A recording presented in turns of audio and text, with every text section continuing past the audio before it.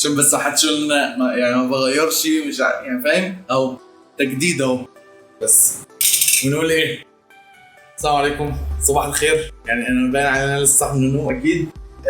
معاكم عبد الرحمن. بس المره دي منين بقى؟ يعني واضح ان المكان مختلف. التكييف ده طبعا زمانه قاتل الصوت، ولكن اكيد مش هصور من غيره، لان درجه الحراره هنا يعني ايه اللي هو يبان عليها بسكوتايه 38 35 ممكن توصل ل 40 بسكوتايه. بس ايه بقى الرطوبه بتعور. رايحين فين؟ رايحين مسقط. رايحين مسقط نعمل ايه؟ قال لك نغير جو. نروح فين؟ هنروح اوتيل في مسقط. بصراحه ما اعرفش انا زيكم، وكل اللي انا اعرفه احنا رايحين مسقط خلاص. فغيرت هدومي ولبست، قلت افتح الكاميرا ايه واخدكم معايا بس. يلا بينا بقى عشان ايه؟ خلاص هيمشوا ويسيبوني.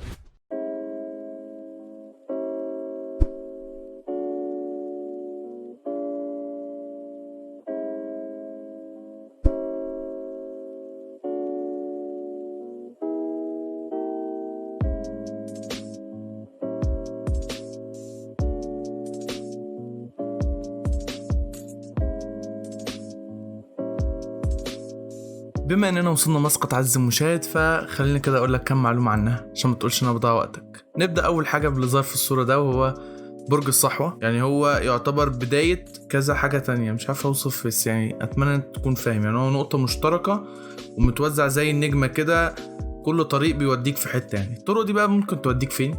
ممكن توديك صحار او صلاله او نزوه او مطرح او مسقط اللي احنا رايحينها. خليني بقى اعرفك برضو كام حاجة كده عن مسقط عشان تبقى معايا في الصورة. محافظة مسقط هي عاصمة سلطنة عمان، وتعتبر هي اكتر المحافظات من حيث التعداد السكاني. يعني كيوتة جدا كده، فيها 156 ألف نسمة حسب تعداد 2015، ومساحتها حوالي 3500 كيلومتر. أنصحك أن أنت تعمل سيرش أكتر عشان ما زهقكش. يعني أنصحك أن أنت تعمل سيرش وتقرأ وتتفرج على برج الصحوة ده من قريب أكتر وتعرف معلومات عنه. بس عشان إحنا غالبا قربنا نوصل الأوتيل، فكفاية رغي كده يعني.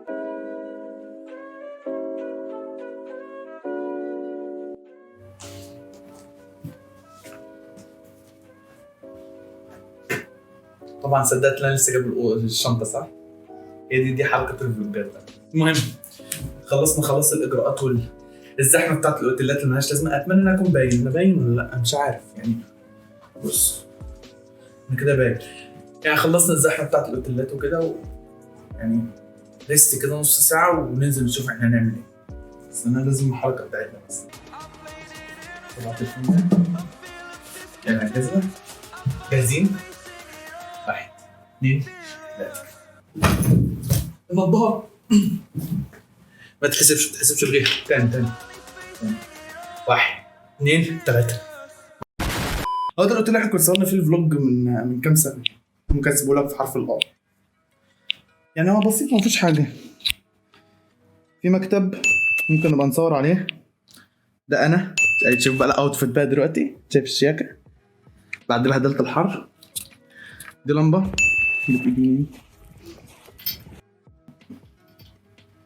ترى كده احسن صح؟ دي اللمبه. ده انا تمام. ده كرسي عادي. الشنطه انا كنت لسه بجيبها من العربيه. ده الدولاب فاضي لسه مفيش اي حاجه. ده انا تاني ماشي. التلفزيون ده الترايبود اللي قد المصيبه السوداء التقيل جدا. ده التليفوني والنضاره. شاي وقهوه. التكييف. واو يا عبد الرحمن، واو المعلومات. المهم الحمام بس كده. مفيش شايفاه، مفيش اي حاجه مميزه يعني.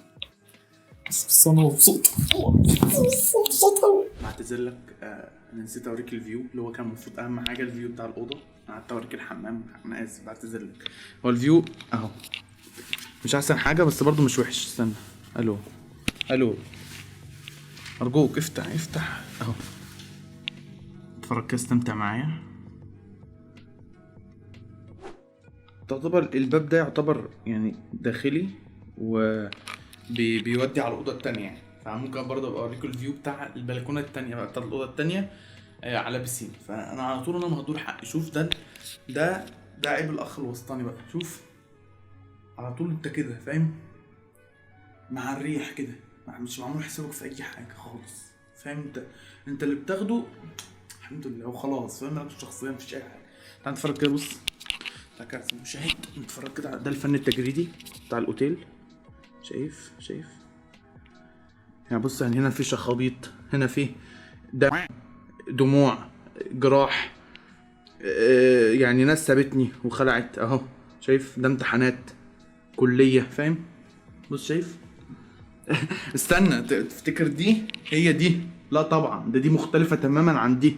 دي بتحمي معاني عميقة، دي بتحمي معاني سامية. بص شايف هنا، تجرد من كل حاجة بقى هنا اهو، شايف؟ بص شايف كم خط هعدهم كده، شايف؟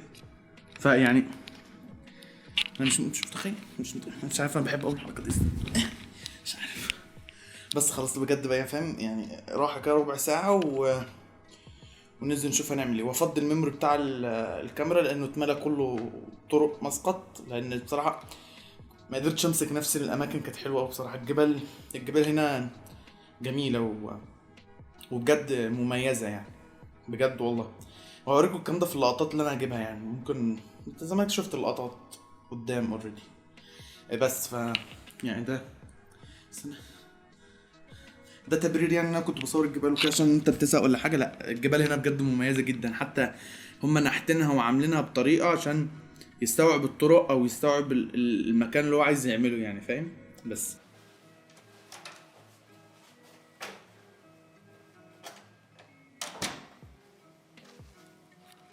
لا انا اصلا في التصوير الحاجات دي لا ابهرك. بص اديني امكانيات وانا ابهرك. ابهار بقى، ابهار كتير بقى. شوف بقى الدنيا. قررنا ان احنا نروح مول كبير جدا في مسقط اسمه مسقط جراند مول. يعتبر من اكبر المولات تقريبا، ان لم يكن هو اكبر مول اصلا في مسقط. موجود فيه كل حاجه تقدر تتخيلها، موجود فيه كارفور، هومز ار اس، كل الكلام ده يعني فاهم؟ كل الماركات موجوده بره زي ما انت شايف.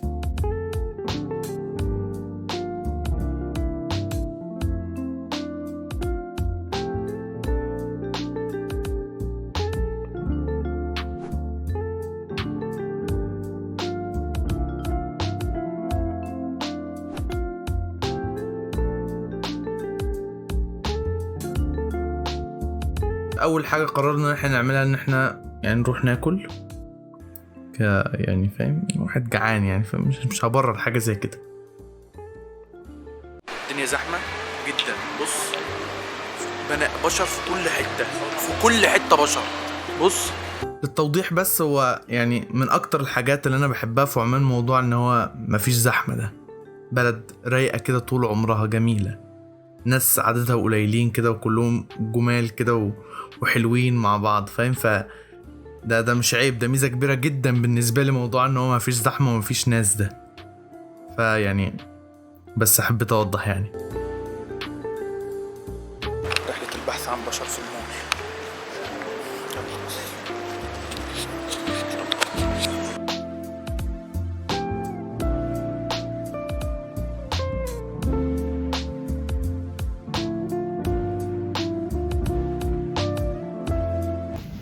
بجد حرفيا بص المكان كله فاضي، قاعدين بنتمشى في المحل لوحدنا، فاهم؟ والموظفين يعني فاهم؟ بينعكشوا اللبس ويرجعوا يلموه تاني،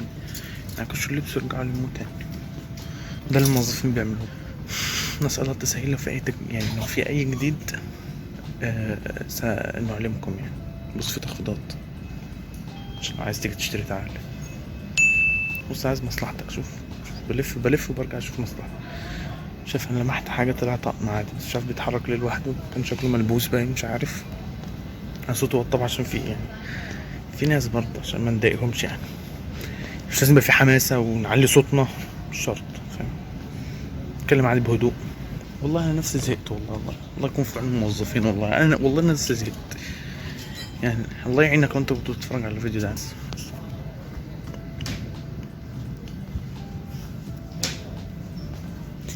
طبعا مضطر نستناهم يعني، احنا أسرة ماشيين سوا. بس شايف القمر، شايف بص يا رب ما يكون حد شايف من بعيد، يا رب ما يكون حد شايف من بعيد. بعد ساعات طويلة من اللف في المول وقاعدين بندور على هم اللي قاعدين بيدوروا على اللبس بتاعنا. بكره الشوبينج اصلا. نروح نشوف بقى هنجيب ايه للكاميرا بقى دلوقتي. نروح نشوف بقى العدسات، ونروح نشوف لها هنجيب لها مايك بدل المايك اللي انا بسجل منه ده. نشوف لها لينز، نشوف لها شنطه بدل برضو الشنطه اللي اتقطعت دي. انا دلوقتي بلف لوحدي تقريبا، مش عارف انا بعمل ايه. يلا بينا. مش عارف انا باين على الناس، انا مش عارف. مش باين على الطاقه. استنى كده باين على الطاقه. راح نشوف هنجيب ايه للكاميرا. يلا بينا. ابديت سريع بخصوص الكاميرا. فاهم، سالته على الحاجه اللي انا عايزها. سالته على المايك، قال لي مش موجود. قال لي نوت افيلابل. سالته على اللينس، نفس الكلام برضو، قال لي ان هو مش موجود. سالته حتى على اي اكستنشن تبع الكاميرا حتى، قال لي مش موجود، مفيش اي حاجه هنا عندنا. شو كان شويه يطردني يزقني بره المحل. يعني الخطه الجديده دلوقتي بالاجماع هنروح نشوف مول تاني غير اللي احنا فيه ده، لعل وعسى نلاقي فيه محل كاميرات محترم، الاقي فيه المايك الرود اللي انا عايزه، والاقي فيه اللينس الاوسع من دي، اللي انت دلوقتي شايفني بلغدي وخطوطي بس مش شايف اي حاجه تانية حواليا. فاحنا يعني ده اللي انا بفكر فيه بقى. عايز اجيب لينس تجيب الباك جراوند وايدر، وفي نفس الوقت تعمل بلور للباك جراوند احسن من كده، واجيب مايك عشان تسمع صوتي بدل الوش اللي انت زمانك سامعه دلوقتي ده. وي ار هابي، او انا هابي. شايف بص تعويره، مش هحكي لك ايه. انا سعيد جدا دلوقتي. بص هو جنبي اهو. طبعا مول زحمه جدا، بص ناس كده ناس. يعني بص هشوفك بقى يعني. بص لو جبت حاجه بقى يعني هصورها، بس غير كده مش هعمل حاجه تانية بصراحه. بس خلاص.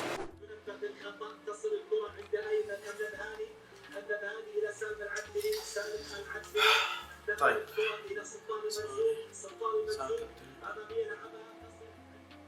طيب وصلنا للاوتيل اخيرا. اتمنى ان صورتي تكون في الفوكس،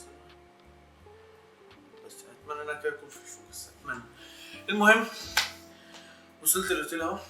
يعني تقريبا الكاميرا فصلت وفضلت قاعد جنبها حوالي نص ساعه لان انا مش عارف اشحن تليفوني. المهم هو كان يوم طويل بصراحه، كان يوم يعني بص هو مش احسن حاجه، بس انا اتبسطت ان احنا يعني فاهم مع بعض. تعتبر دي بدايه اجازتي الحقيقيه، لان اجازتي الحقيقيه بتبتدي لما احنا نكون احنا الخمسه كلنا كاسره موجودين مع بعض في مكان واحد. بس بحبكم كلكم، انتم داعمي الاول والاخير. انا بحبكم. المهم تعال نتكلم بس شويه عن موضوع المايكات والمأساة اللي انا شفتها في هناك دي.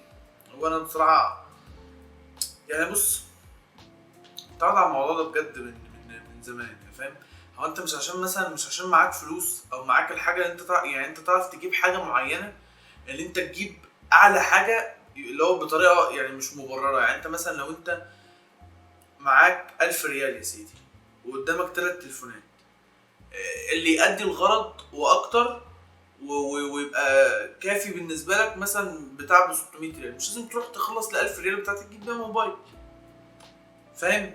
هي نفس الفكره، زي انت فاهم. اصل الفلوس دي انت مش لاقيها على الارض، واكيد هتحتاجها في يوم من الايام. سبحان الله اتزنقت مثلا في يوم، احتجتها في يوم، فخليها تبقى معاك، وفي نفس الوقت عايز حاجه تأدي الغرض.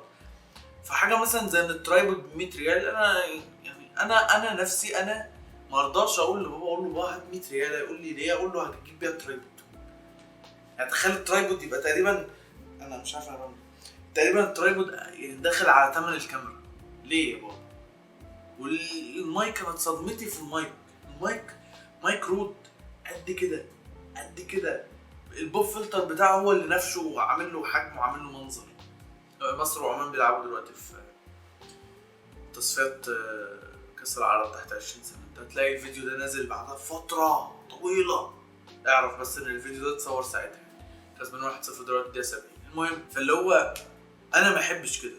يعني انا ما احبش يبقى معايا فلوس اصرفها كلها في حاجه واحده. حاجه مثلا زي الاضاءه، تقريبا هو الراجل اللي انا بسال عنده ده تقريبا انا غلطان. اصل بروح اسال عند الراجل ده على طول بيقفلني. يعني الاجازه اللي فاتت لما كنت سالته على الرينج لايت لقيت ب 10 ريال وب 20 وب 30 وب 35 وبتاع. رحت مصر لقيت 300 جنيه عادي. رحت جبت من 300 جنيه وشغاله معايا زي الفل وبصور بيها الفيديوهات اللي في مصر. فالدنيا مش موضوع فلوس يعني، فاهم. المهم اليوم خلص. اتمنى ان الفيديو يكون مش عايزه طويل، بس انا عايزه ابقى مبسوط منه وراضي عنه وانا بمنتجه، وان شاء الله طالما انت شايفه على اليوتيوب فانا وصلت للحد ده يعني من الرضا والانبساط. استنى عشان نجيب كله. ف يعني بس يعني فاهم، انا ما يهمنيش مدة الفيديو قد ايه، دقيقة دقيقتين 3 10 20 مش مهم، ما يهمنيش. المهم ان الفيديو ابقى انا راضي عنه، وان نوعا ما انت كمشاهد يعني فاهم ما تزهقش منه. بس من غير كلام كتير خالص بقى، في حاجة يعني انا واحد فاهم اتخنقت بصراحة، انا احبطت من اللي انا شفته عند الراجل بصراحة، فقلت اجيب اي حاجة. فده الفيديو الجاي بقى يعني فاهم، هديك هنت بسيط كده تشويقة للفيديو الجاي. انا اتمنى اكون في فوكس اصلا. استنى، بتسجل اصلا؟ بتسجل. احنا تمام. بص ترى، استنى انا مش باين ولا انا باين مش عارف. ترى دي مفاجأة الفيديو الجاي جوه الشنطة دي، طبعا مش هقول لك هي ايه دي. بص الحاجة دي، استنى عشان متبانش. انا ذكي. الحاجة دي الفاتورة بتاعتي. مش هتقرا، مش هتلحق تقرا، ولو كانت واضحة أوي في الكادر هنغمشها. اتشوقت صح؟ انت هتموت تعرف الفيديو صح؟ مش فارقة معاك ها؟ ماشي. عامة والله انا كانت نيتي صافية يعني، كنت حابب ان انا اعيشك في جو من الاكشن والاثارة والمغامرة يعني. بس واضح ان الموضوع مش نافع معايا، مش فاهم الدنيا مش ماشية يعني. عادي، هو ربنا سبحانه وتعالى ما بيديش كل حاجة. دي نهاية اليوم، ودي نهاية أول فلوج بعد الرجوع لعمان.